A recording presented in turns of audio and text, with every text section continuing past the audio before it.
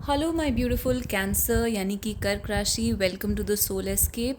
देखते हैं 15 अगस्त से 31 अगस्त तक आपकी लाइफ में क्या होगा, जिसमें हम देखेंगे आपके लव के बारे में, करियर के बारे में और आपकी पर्सन आपको क्या मैसेज देना चाहते हैं और आपको कौन सा सॉन्ग डेडिकेट करना चाहते हैं। तो सबसे पहले देख लेते हैं आपकी लव सिचुएशन के बारे में।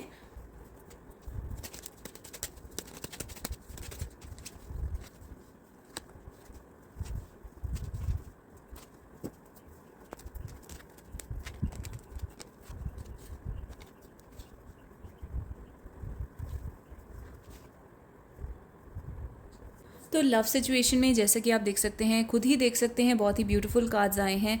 Soulmate, true love, past life relationship, यानी कि एनर्जी वाइज देखा जाए तो इस रिलेशनशिप के अंदर कोई भी ब्लॉकेज नहीं है, कोई दूरी नहीं है। अगर हो सकता है आप फिजिकली एक दूसरे से दूर हों, जो कि हर्मिट कार्ड दिखाता है, लेकिन एनर्जी वाइज यहाँ पर कोई दूरी नहीं है। आप दोनों सोलमेट हैं, आप और आपके पर्सन जिनके बारे में आप इंक्वायर कर रहे हैं। ये एक ट्रू लव की सिचुएशन है। This is a romance of a life time and past life relationship. आप एक दूसरे को पिछले जन्म से, किसी पास्ट लाइफ से जानते हैं। तो सबसे पॉजिटिव चीज़ यहाँ पर ये दिख रही है कि यहाँ पे इमोशनली और स्पिरिचुअली आप दोनों के बीच में कोई दूरी नहीं है। आपकी सोल्स जो हैं बिल्कुल कनेक्टेड हैं। लेकिन फिजिकल वर्ल्ड में देखा जाए तो यहाँ पर कुछ प्रॉब्लम हो सकती है, यानी कि फिजिकल वर्ल्ड में जो है आप अभी एक दूसरे से दूर हैं या फ्यूचर में एक दूरी का टाइम आ रहा है। हो सकता है ये दूरी सिर्फ ऐसी हो कि आपके पर्सन जो है वेकेशन पर कहीं चले जाएं, काम पर कहीं चले जाएं, अलग सिटी में चले जाएं, अलग कंट्री में चले जाएं। लेकिन ये इसका मतलब ये नहीं है बिल्कुल भी कि आपके लव रिलेशनशिप में तो कोई दूरी आ गई है। आपके पर्सन आपसे दूर होकर काफ़ी परेशान भी हो रहे हैं। 9 ऑफ सोड्स, वो आपसे दोबारा कांटेक्ट करना चाहते हैं। फूल का कार्ड ये दिखाता है कि वो आपके ऊपर ट्रस्ट करना चाहते हैं। अगर आपके बीच में कोई मिसअंडरस्टैंडिंग्स हो गई हैं या फिर किसी भी टाइप का डिस्टेंस आ गया है, तो वो उस चीज़ से काफ़ी परेशान हैं। वो काफ़ी ज़्यादा सोचते हैं उस चीज़ के बारे में। आपसे दूर होने के बारे में वो काफ़ी ज़्यादा वरिड रहते हैं। इंसोम्निया, डिप्रेशन, रात को ना सोना, रात को आपके ड्रीम्स आना, इस टाइप के थॉट्स और फीलिंग्स उनके माइंड में आते रहते हैं आपके बारे में। उन्हें ऐसा भी लगता है कि जैसे आप अपनी फीलिंग्स को पूरी तरीके से एक्सप्रेस नहीं करते, अपनी फीलिंग्स को हाइड करते हैं और अपने फेस को भी हाइड करते हैं अपने पर्सन से। तो मोस्टली आप फिज़िकली भी, इमोशनली भी अपने पर्सन से हाइड करते हैं, उनसे एक टाइप की डिस्टेंस को बना कर रखते हैं। ऐसे आपके पर्सन को आपके बारे में लगता है। और जो पास्ट में आपके बीच में कनेक्शन था, जब आप फर्स्ट टाइम मिले थे, या जो एक शुरू में एक स्पार्क था, आपके पर्सन उस चीज़ को बहुत मिस करते हैं। उस चीज़ के बारे में, उस टाइम के बारे में वापस जाकर बहुत ज़्यादा सोचते हैं और वो उस टाइम में वापस जाना चाहते हैं आपके साथ, जब आप दोनों एक दूसरे के साथ होते थे और लव एक्सप्रेस करते थे। तो ये उन लोगों के लिए है जो किसी के साथ हैं या किसी के साथ पास्ट में रह चुके हैं। ये उन लोगों के लिए है, ये सिंगल लोगों के लिए नहीं दिखा रहा है। सिंगल लोगों के लिए सिर्फ इतना सा मैसेज है कि आपकी लाइफ में जो भी पर्सन आएगा वो आपका once and for all soulmate होगा, ट्रू लव होगा, जिसको आप एक पास्ट लाइफ रिलेशनशिप से जानते होंगे। वो आपसे उम्र में छोटा हो सकता है, आपके, या फिर आपसे बहुत ज़्यादा बड़ा हो सकता है। यानी आपके बीच में जो एज गैप है वो कुछ ज़्यादा हो सकता है। इवन 7-8 सालों का एज गैप भी, 9 ईयर्स का एज गैप भी हो सकता है। कुछ लोगों के लिए यहाँ पर आपके पर्सन ने एक डिसीजन लिया है कि वो आपको दोबारा कांटेक्ट करेंगे, लेकिन हो सकता है ये कांटेक्ट जो है वो इनडायरेक्ट कांटेक्ट हो, यानी कि वो आपको इनडायरेक्टली अप्रोच कर सकते हैं। उनका जो बिहेवियर है वो ऐसा हो सकता है कि आपको उनके बिहेवियर को देख के लगे जैसे इनके अंदर मेरे लिए फीलिंग्स हैं, लेकिन वो फिर भी कहीं ना कहीं अपने आप को छुपा रहे हैं। तो एक पर्सन जो है वो यहाँ पर अपने आप को छुपा रहा है, अपने फेस को कवर कर रहा है या फिर अपनी फीलिंग्स को कवर कर रहा है। कुछ लोगों के लिए यहाँ पर आपके पर्सन का आपके ऊपर काफ़ी सालों से क्रश है, बहुत टाइम से या बचपन से या फिर बहुत सालों से आपके ऊपर क्रश है आपके पर्सन का, और उन्होंने डिसाइड किया है कि वो इस चीज़ को छुपा के रखेंगे आपसे। अलग अलग लोगों के लिए अलग अलग सिचुएशन हो सकती है। यहाँ पे डिसीजन की ज़रूरत है।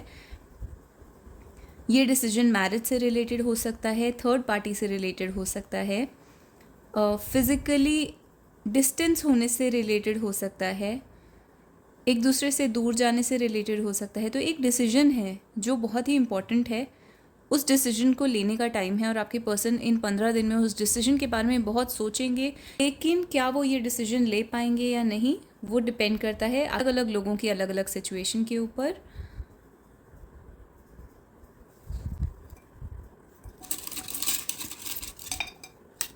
मैरिज का कार्ड आया है तो ये डिसीजन मैरिज से रिलेटेड हो सकता है, मैजिक और ब्यूटी।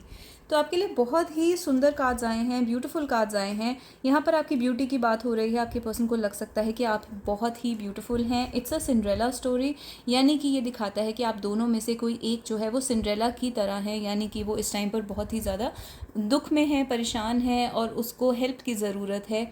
दूसरे इंसान को उसको जाकर सेव करना पड़ेगा, कुछ इस टाइप की सिचुएशन बनी हुई है। यहाँ पर मैरिज की सिचुएशन है, यानी कि मैरिज के बारे में डिसीजन लेना है। एक पर्सन मैरिड हो सकता है, लॉन्ग टर्म कमिटमेंट में हो सकता है, या फिर यहाँ पर एक डिसीजन है जो कि मैरिज से रिलेट करता है। एंड मैजिक का कार्ड आया है, I found a girl beautiful and sweet. Perfect है सॉन्ग का नाम, यानी कि आप अपने पर्सन को एकदम परफेक्ट लगते हैं, एक मैजिक की तरह लगते हैं। स्पेशली अगर आप एक गर्ल हैं तो आप उनको बहुत ही ब्यूटीफुल और नेचर वाइज काफ़ी स्वीट लगते हैं, तो आप काफ़ी स्वीट और ब्यूटीफुल हो सकते हैं। तो इस टाइप की आपकी सिचुएशन है। और मैरिज में थ्रू थिक एंड थिन, यानी मैरिज में जो भी उतार चढ़ाव आएंगे, आपके पर्सन उस चीज़ को आपके साथ फेस करने के लिए तैयार हैं। इस मैरिज को करने के लिए अगर कोई उतार चढ़ाव आते हैं तो आपके पर्सन उस चीज़ में जाने के लिए आपके साथ तैयार हैं। तो आपकी लव सिचुएशन काफ़ी अच्छी आई है। अब देख लेते हैं आपके करियर में क्या होगा।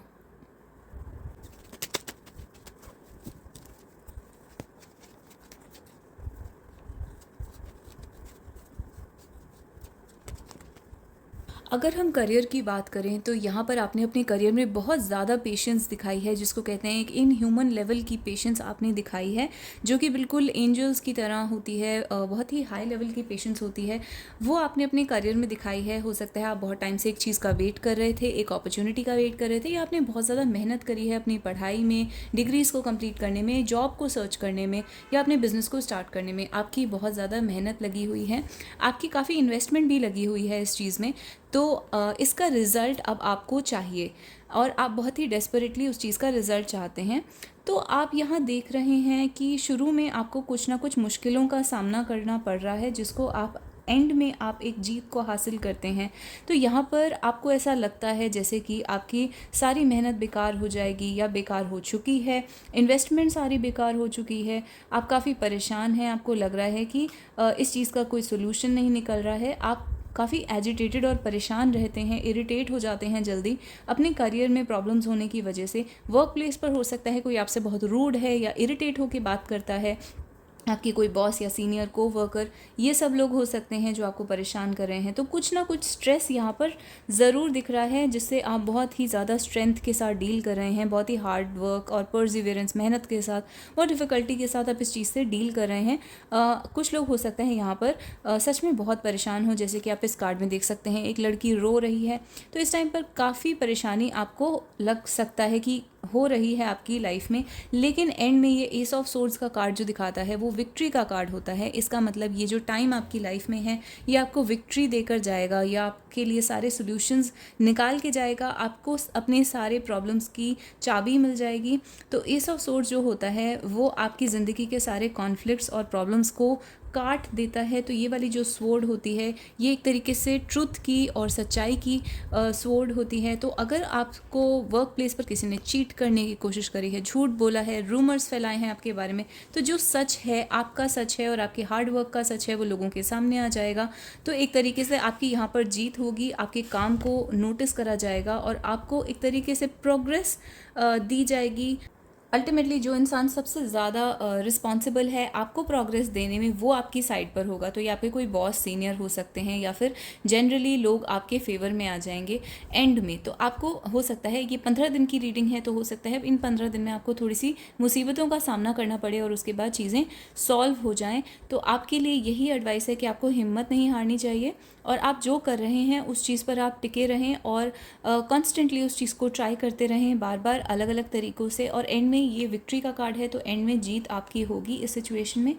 इसमें आपको एंजल्स का साथ मिल रहा है, क्योंकि यहाँ पर टेम्परेंस का कार्ड है जो कि दिखाता है कि जो एंजल्स हैं, स्पिरिट्स हैं, गॉड्स हैं, वो भी ये चाहते हैं कि आपकी विश फुलफ़िल हो और आपने जो एक इन्वेस्टमेंट करी है इसके अंदर, टाइम, मेहनत, एनर्जी की, वो सारी की सारी मेहनत जो है उसका कोई अच्छा सा रिजल्ट निकल कर आए। तो ये आपकी और जो एंजल्स और गॉड्स हैं उनकी भी विश यही है आपके बारे में। तो कह सकते हैं कि ये जो इस टाइम पर आपको मुसीबतों का सामना करना पड़ रहा है, ये शायद एक छोटा सा टेस्ट है, एक स्पिरिचुअल टाइप का टेस्ट है आपके लिए, या फिर आपकी पेशेंस को इस टाइम पर गॉड या यूनिवर्स टेस्ट कर रहा है। तो इस टाइप के टेस्ट हमारी लाइफ में आते हैं और अल्टीमेटली यहाँ पर रिज़ल्ट में आपकी जीत हो रही है। तो आपने इन टेस्ट को अच्छे से क्रॉस कर लिया है और आपने पास कर लिया है। तो ये चीज़ दिखाती है। अगर आप लिटरली कोई एग्ज़ाम, टेस्ट, कॉम्पिटिटिव एग्ज़ाम दे रहे हैं तो सेम सिचुएशन है। बहुत ज़्यादा हार्ड वर्क, मेहनत, स्ट्रगल के बाद आपको लगेगा कि अब आपके सारे अच्छे से आंसर्स सॉल्व हो रहे हैं। This is also card of finding answers. तो अगर आप आंसर्स ढूंढना चाह रहे हैं अपनी किसी प्रॉब्लम का सोल्यूशन करियर में, या करेक्ट पाथ, करेक्ट करियर ढूंढना चाह रहे हैं, या फिर लिटरली आप कॉम्पिटिटिव एग्जाम्स में राइट आंसर लिखना चाहते हैं, तो ये उस चीज़ का कार्ड है। तो एंड में आपके लिए रिजल्ट काफ़ी अच्छा आने वाला है। तो ये आपकी करियर की रीडिंग है। अब देखते हैं आपके पर्सन अगर आपको कोई मैसेज देते तो वो क्या मैसेज होता।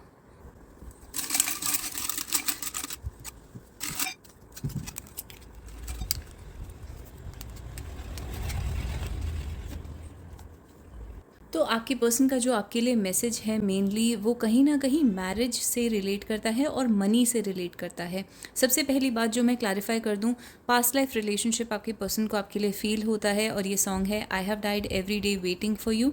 या तो ये पास्ट लाइफ के बारे में बात हो रही है, क्योंकि रीबर्थ के साथ कार्ड है तो डेफिनेटली आपके पर्सन को यहाँ पर लगता है कि आप दोनों की सोल्स जो हैं कनेक्टेड हैं। सोलमेट का कार्ड भी आपके लिए आया था। तो आपके पर्सन ये कह रहे हैं कि एक रीबर्थ हुआ है हम दोनों का, और हम दोनों दोबारा से रीबर्थ लिया है मिलने के लिए, और पास्ट लाइफ में हम साथ में थे। तो यहाँ पर भी रीबर्थ का कार्ड कहता है may be the next life I need him like water. तो ये एक सॉन्ग है जिसमें ये मैसेज आ रहा है कि आपके पर्सन हर लाइफ में आपके साथ रहना चाहते हैं और they need you like water, जैसे एक इंसान को पानी की ज़रूरत होती है। तो ये चीज़ सबसे पहले मैंने क्लैरिफाई कर दी। दूसरी चीज़ जो यहाँ पर निकल कर आ रही है, आपके पर्सन कह रहे हैं जैसे कि पास्ट में आप दोनों साथ में थे, उस तरीके से वो एक रीबर्थ चाहते हैं इस रिलेशनशिप में कि आप दोबारा से साथ आ जाएँ, और जो भी पास्ट में आपने इतनी अच्छी मेमोरीज एक्सपीरियंस करी हैं वो सब दोबारा से स्टार्ट हो जाएँ। बट यहाँ पर जो एक मेन थीम निकल कर आ रही है वो मनी और कमिटमेंट की थीम है, यानी कि कमिट होना, मैरिज, एंगेजमेंट, अपने चीज़ को, अपने रिलेशनशिप को नेक्स्ट लेवल पर लेके जाना, सेटल डाउन करने की बात करना। सेटल डाउन में कहीं ना कहीं मनी का रोल बहुत बड़ा हो जाता है।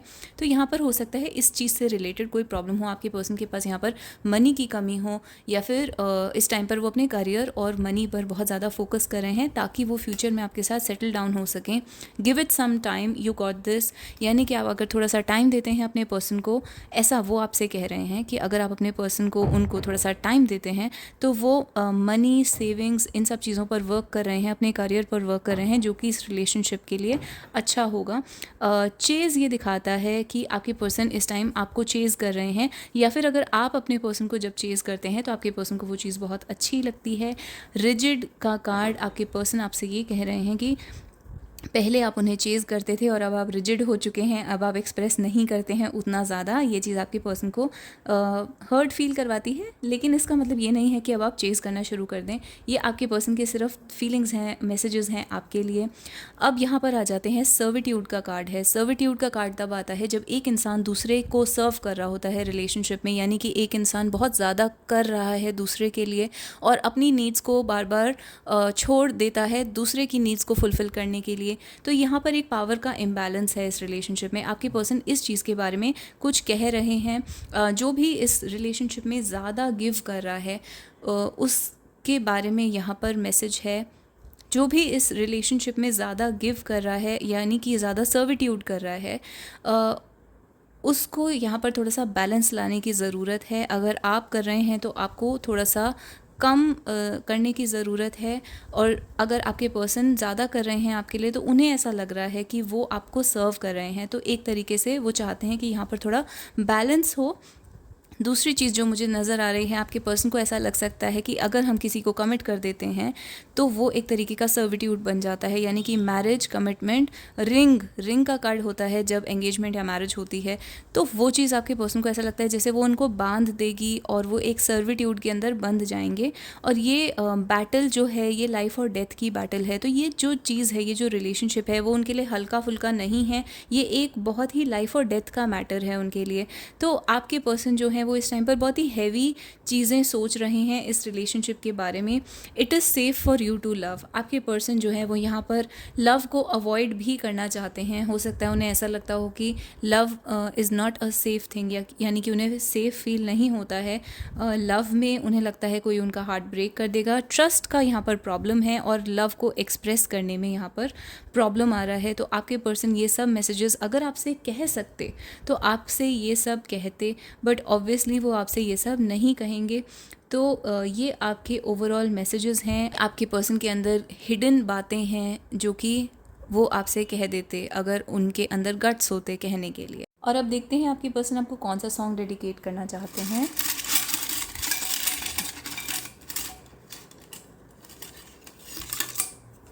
तो इट्स कैसे हुआ from the movie Kabir Singh. तो या अगर ये रीडिंग आपको अच्छी लगी तो आप मुझे कमेंट्स में बता सकते हैं, हार्ट या स्टार दे सकते हैं, मेरे चैनल को सब्सक्राइब कर सकते हैं, वीडियो को लाइक कर सकते हैं।